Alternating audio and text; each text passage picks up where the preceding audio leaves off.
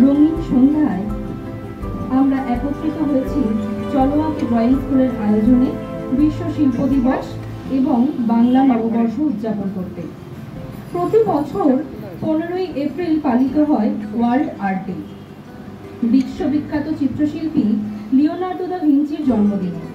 এই দিনটি উদযাপন করা হয় সৃষ্টিশীলতার, কল্পনার এবং মানবিক ভাবনার মর্যাদা দিতে। কারণ শিল্প আমাদের শুধু সৌন্দর্য নয়, দেয় চিন্তা, মনন, শিক্ষা, প্রশ্ন, প্রতিবাদ এবং প্রকাশের স্বাধীনতা। ভারতবর্ষে সেই প্রাচীন কাল থেকেই শিল্পের এক মহামূল্যবান ইতিহাস রয়েছে।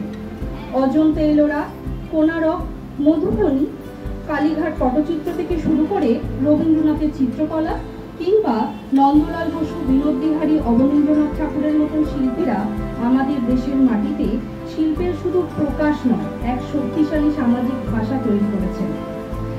আর আজকের এই ক্ষুদে শিল্পীরাই আগামী দিনের সেই গর্বিত উত্তরসূরি।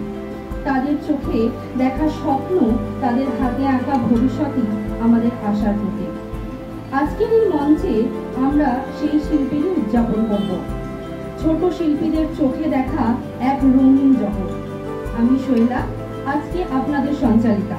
চলুন করতালি দিয়ে শুরু করি আমাদের আজকের সৃজনশীল প্রোগ্রাম।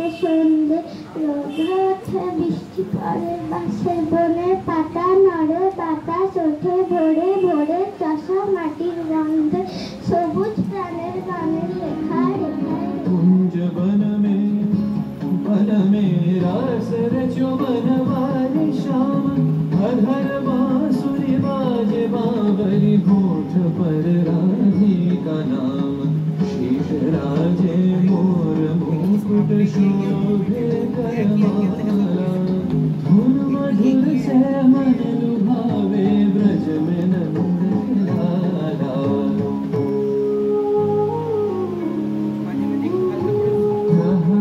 कुसुम कुंज माजे मृदुल मधुर वंशी बाजे विसरी त्रास लोक लाजे सजनिया बोलो गहन कुसुम कुंज ভালোবাসি মোর লাগি ব্যথা নাহি পায়ে রাস্তা